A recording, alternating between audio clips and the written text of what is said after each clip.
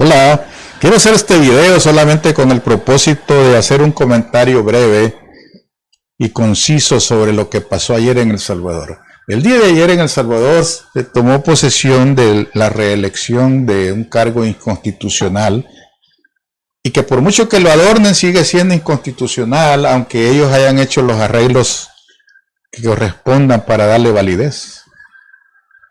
Porque en ninguna parte de la Constitución está darle validez a esa reelección. Sin embargo, a pesar de todo, pues le pusieron el pie a la Constitución y después le ponen la mano para juramentar que la van a respetar. Ridículo, ¿va? Llámele como usted quiera, pero es un ridículo. Es una manifestación clara de que cuando alguien tiene poder y puede manejar todo a su antojo, se pasa todas las leyes que quiera por donde se le antoja. Vimos ayer una presentación de una farsa, Era un show barato, era un show de circo barato. De esos circos que no tienen ni siquiera donde sentarse y que si tú te sientas en una gradería de un circo barato hasta te rompes la ropa. Fue un show de esos, improvisado.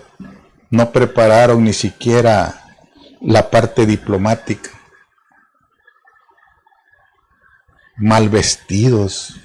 Desde la que recibía a los invitados en el aeropuerto, un mal aspecto. Desde la primera dama que no pudo usar un vestido más acorde a la circunstancia y parecía que repetía lo mismo. Más allá de el despliegue militar y que se vistieron de dictadores, de Pinochet y todo eso, y más allá del desfile de que solo llegaron 3 presidentes de Estado, Honduras y Costa Rica entre ellos, o sea, dos vecinos que no revierten mayor importancia para el país, no tienen incidencia en el país. Y más allá de la parte diplomática que dejó mucho que decir, yo creo que hay que destacar una cosa.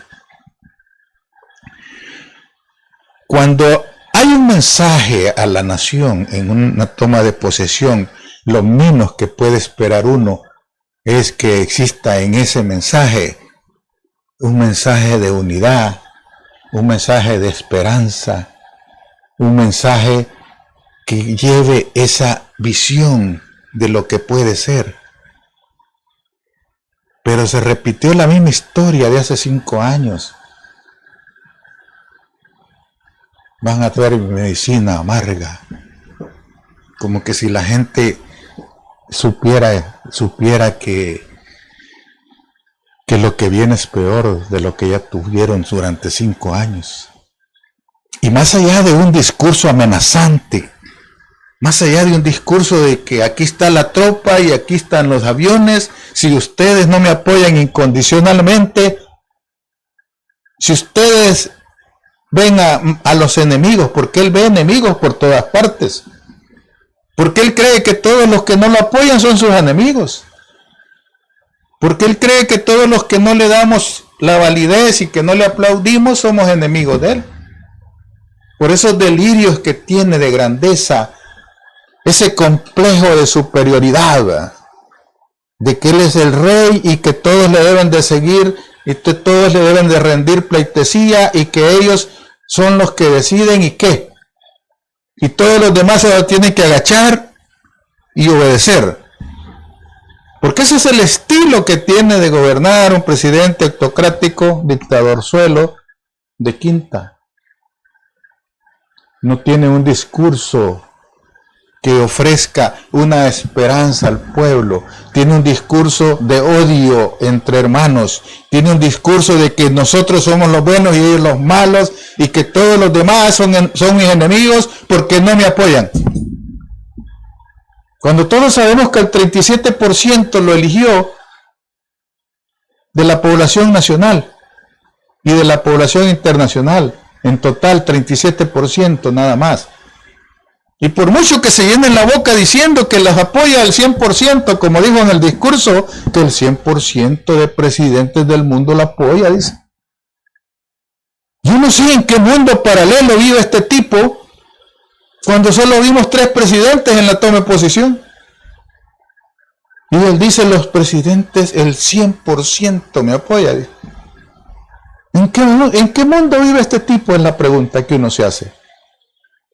Y más allá, dije yo, de la ropa, más allá de la presentación, más allá del ridículo que hizo, besando a la esposa que no quería que la besara, más allá de utilizar a su niña en un evento tan importante de carácter diplomático, que no cabe usar a una niña, a un niño, porque eso solo lo hacen los dictadores, esos allá como Corea del Norte, que ya tiene a su niña, que es la que lo va a suceder en el trono, porque son monarquías, y ya la niña que apenas tiene no sé cuántos años ya fue electa, que va a ser la sucesora del presidente, porque ellos creen que están en su finca, porque ellos creen que el país es su finca y pueden hacer un gobierno eterno.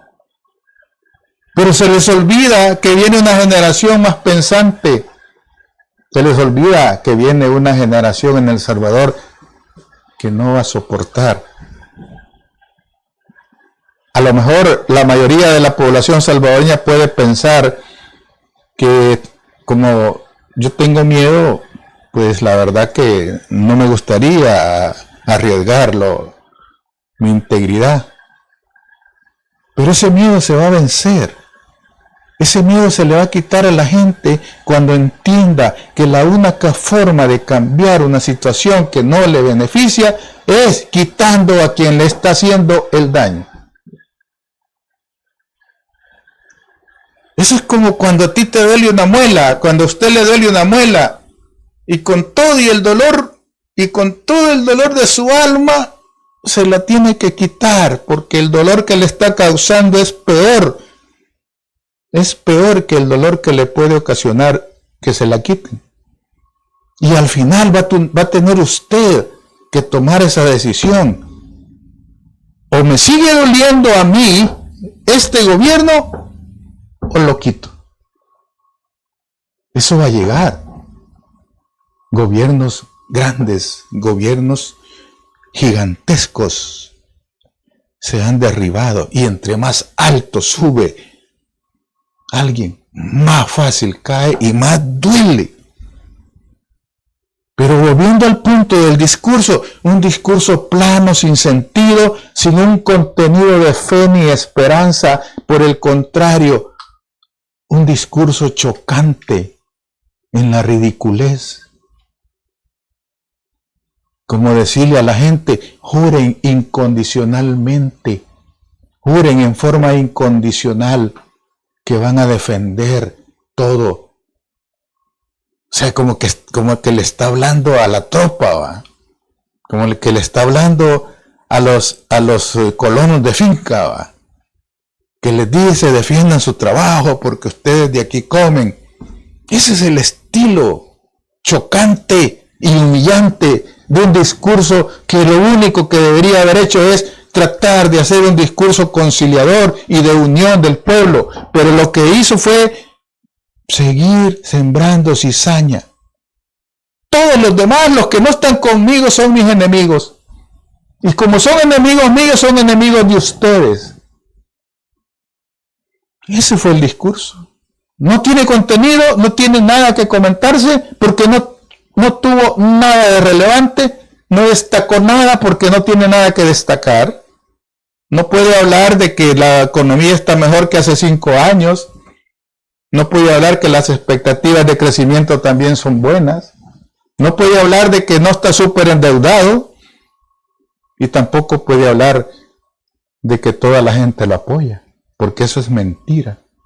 De todas maneras, el discurso no tiene nada que comentarse porque no tuvo una verdadera sustancia. Solamente tuvo más de lo mismo. Y lo importante de esto es que ahora ya no va a tener a quién echarle la culpa. Ya no va a poder decir el gobierno anterior es el culpable. Ya no va a poder decir el presidente que estuvo en el periodo anterior me dejó esta deuda. Ya no va a poder decir eso porque él ha subido la deuda externa a niveles que nunca el país ha tenido. 30,000 millones de dólares para los próximos 50 años. Y ya no va a tener elementos para echarle la culpa el gobierno anterior es el culpable. Él no terminó las obras. Ya se quedó sin argumentos. Ya no tiene forma de justificarlo. El discurso fue vacío, fue tonto, fue bobo, dirigido solo a las focas, dirigido solo a los no pensantes que solamente agachan la cabeza. Pero hay una generación crítica que no hace lo mismo. Hay una generación crítica que piensa. Y esa generación crítica que piensa es la que lo va a sacar de ese sueño que tiene de querer perpetuarse en el poder. Espero que sea pronto y que cuando llegue un nuevo gobierno diferente, revierta todas las ridiculeces que este gobierno ha hecho y que seguirá haciendo.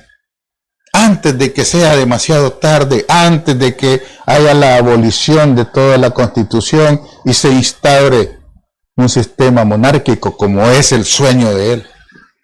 Nada que comentar, nada que destacar, discurso vacío.